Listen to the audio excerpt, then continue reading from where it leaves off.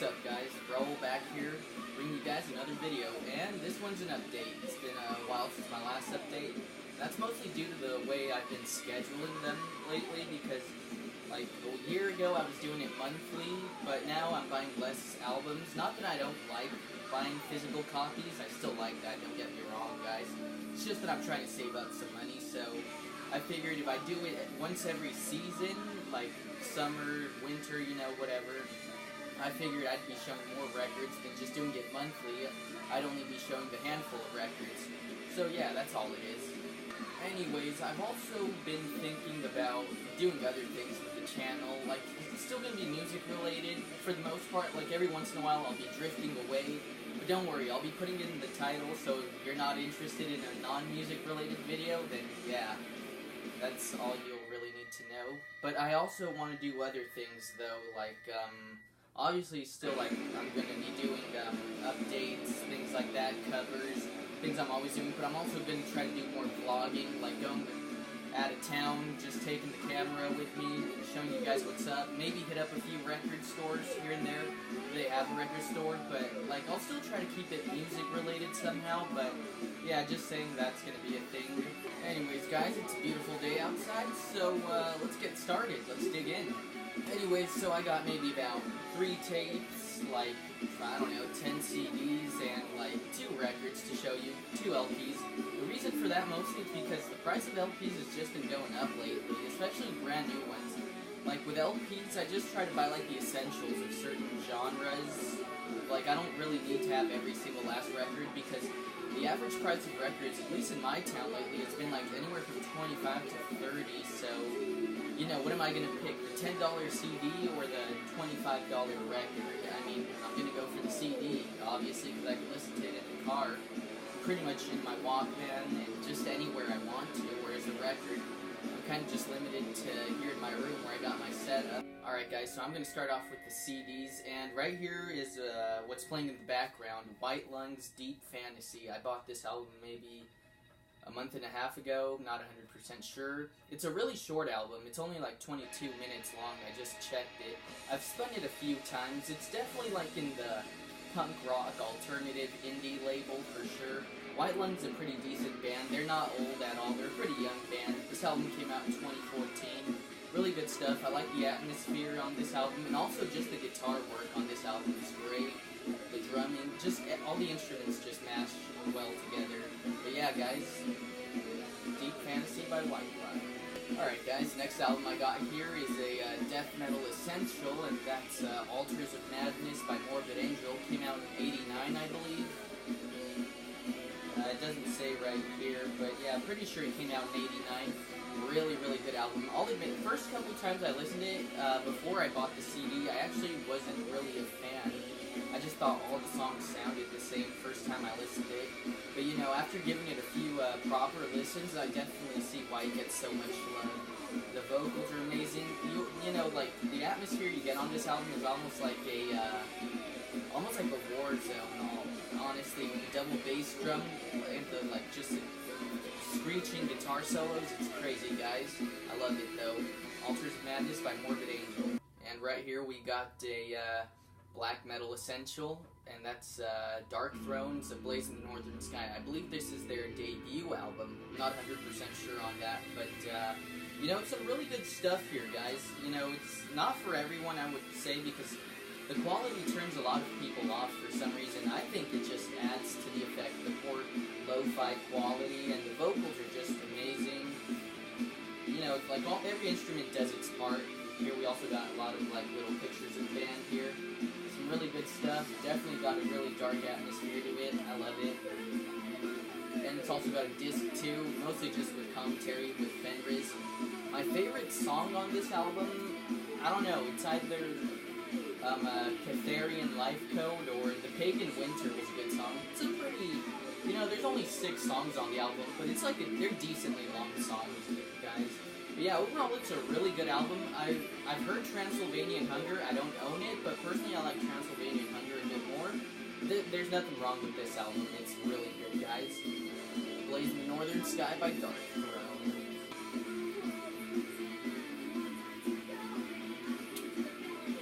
Remember, guys, guys, water is your friend, especially in the summertime, and especially where I live. It gets to like 110 like in July. It's still not crazy hot yet, but you know, the highest temperature so far, it's like 104 Fahrenheit, so that's pretty bad, but it still gets worse. Anyways, here we got another CD, and that's PJ Harvey's To Bring You My Love, and it's definitely in the 90s alternative. It's not really grunge, but it's still alternative. It's got a little bit of a punk edge to it, but it's also got like a bluesy vibe, which I thought was pretty interesting. You know, the blues weren't really all that big in the 90s from what I've heard. I mean, I wasn't really around back in the time, or I mean, I just wasn't anywhere near old enough to remember any of that stuff. But yeah, To Bring You My Love, you know, definitely check it out if you're into lo-fi vocals. It's really good stuff, guys. I think it came out in 95, was it? Yeah, 95. Some really good songs here is check out Long Snake Moan. Down by the Water was, I think, the hit single off this album.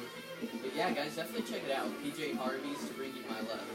Alright, guys, next CD I got here is Celebrity Skin by Hole from 1998. Now, this is, I'm not sure which order of Hole's albums this one is. I think it's their second album.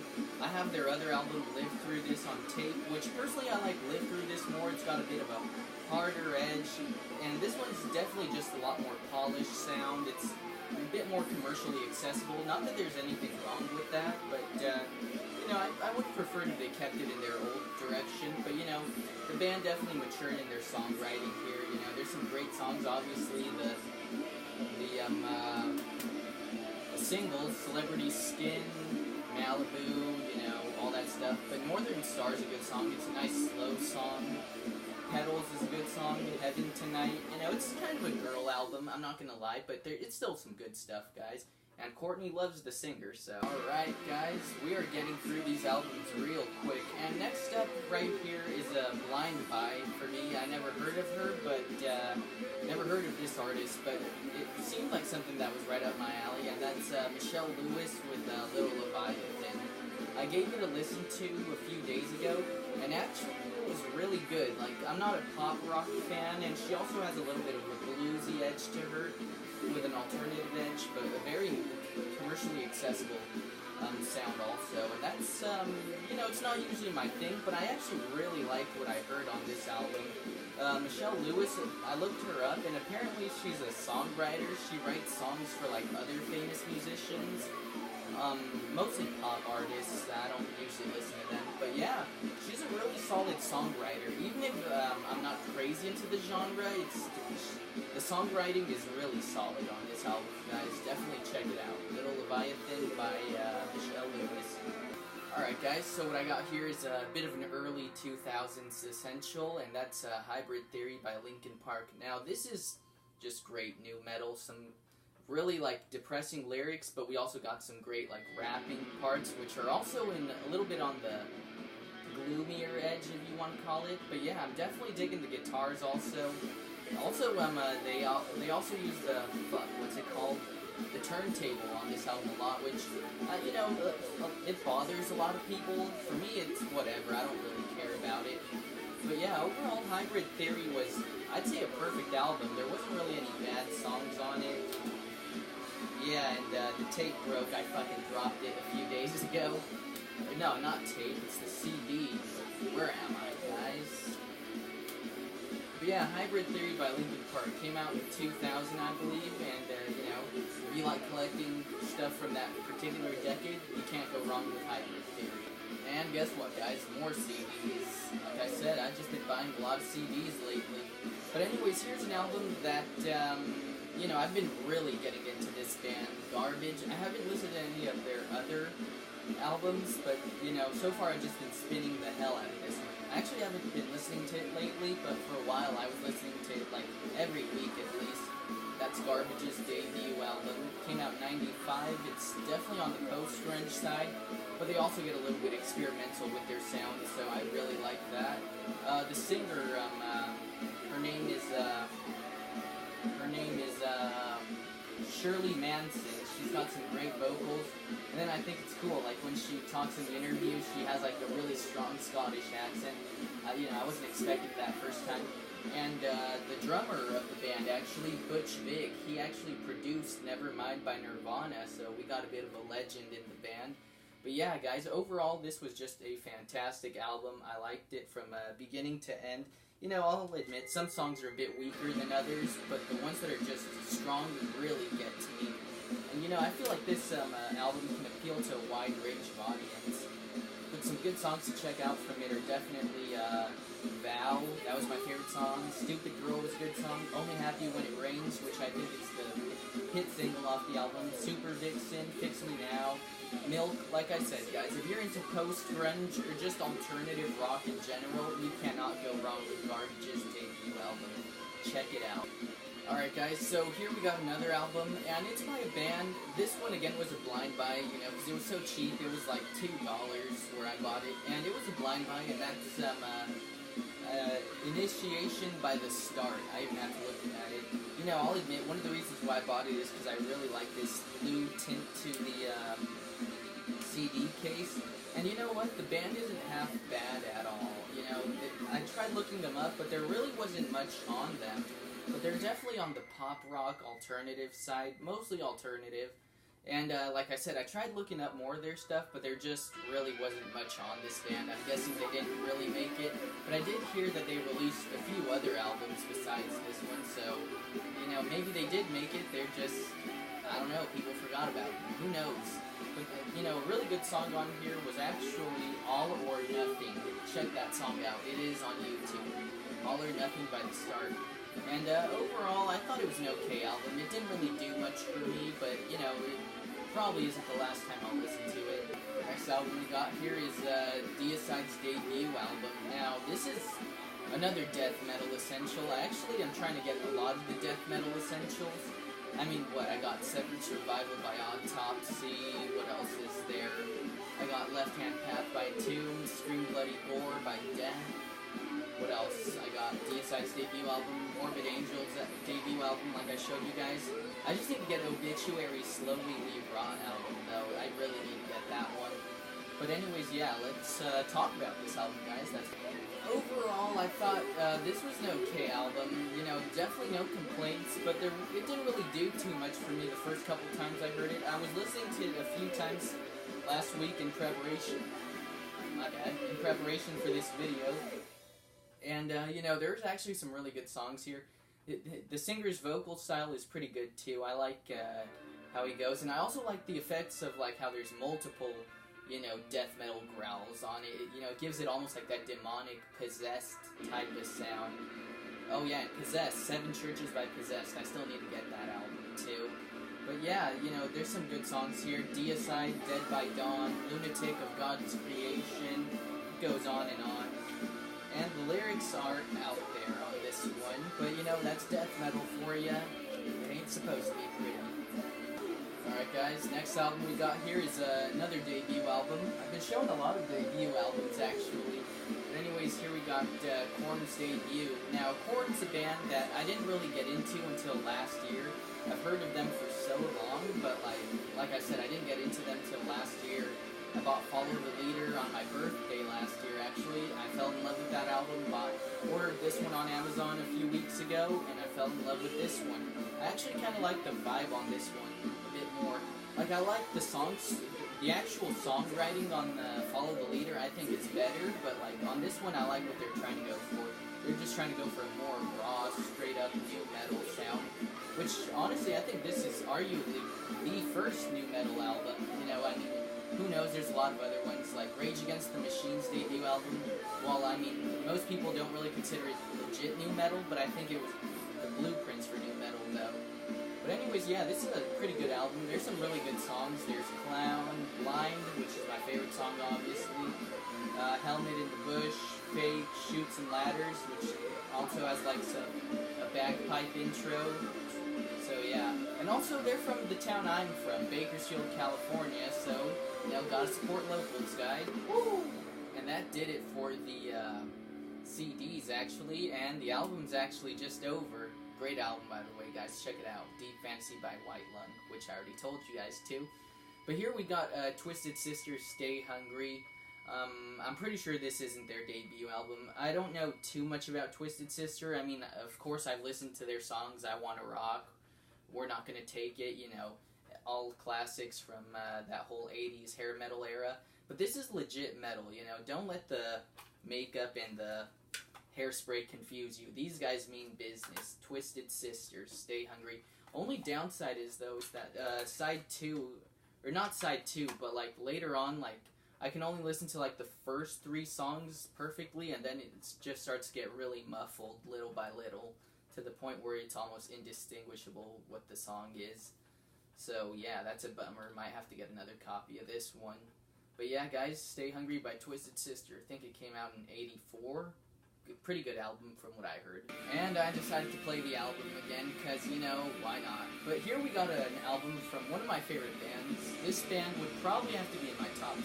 I mean, I don't have a top 10, but if I had to pick a top 10 favorite bands, this band might be in there.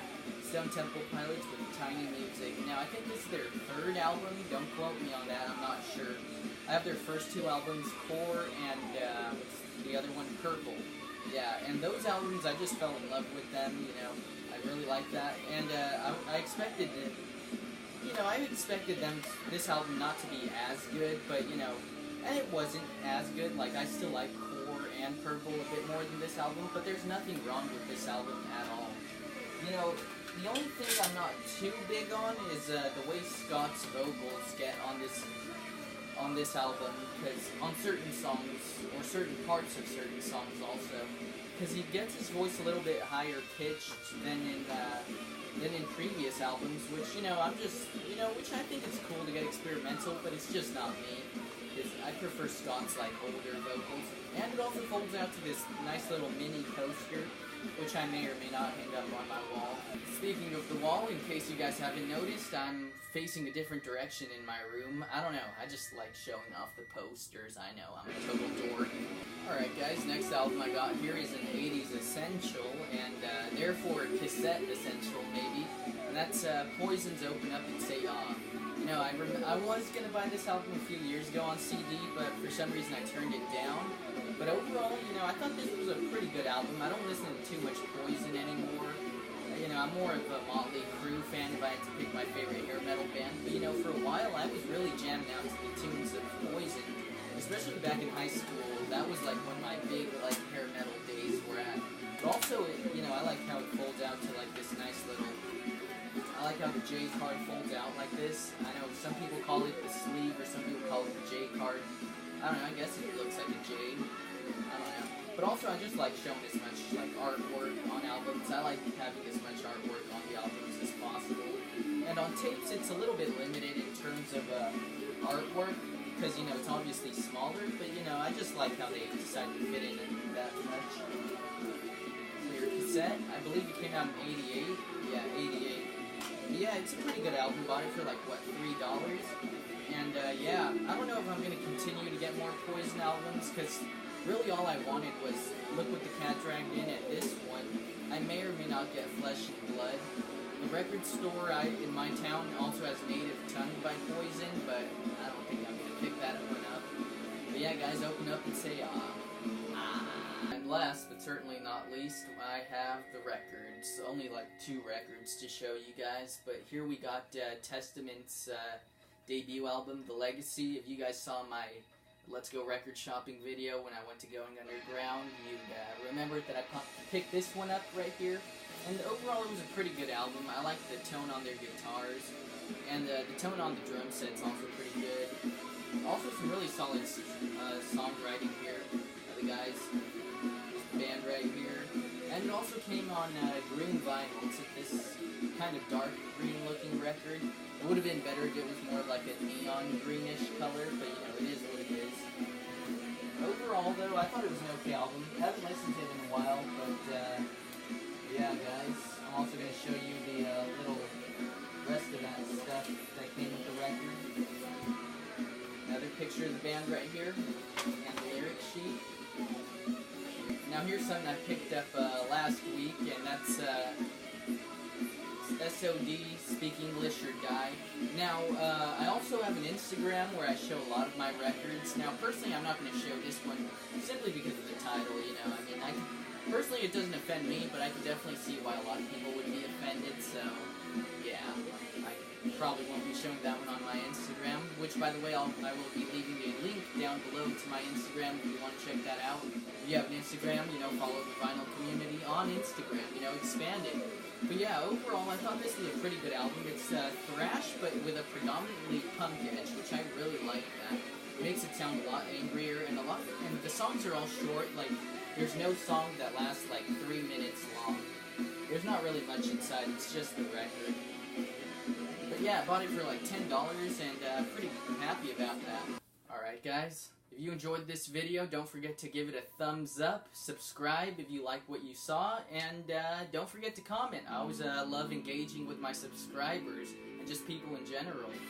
Like I said though, I'm going to be doing a bit more videos. Like, I'm also going to be doing rants, rambles, and just showing like random hauls, like just stuff I bought throughout that certain season. So I'll be doing like say May haul, or no, like spring haul, summer haul, and same goes with music. I'll be doing it seasonally instead. Don't worry, I'll still be doing covers, things like that. But yeah, just letting you guys know I'm gonna be expanding a little bit. You know, a lot of talk-based videos. So yeah, guys, thanks for watching and peace out.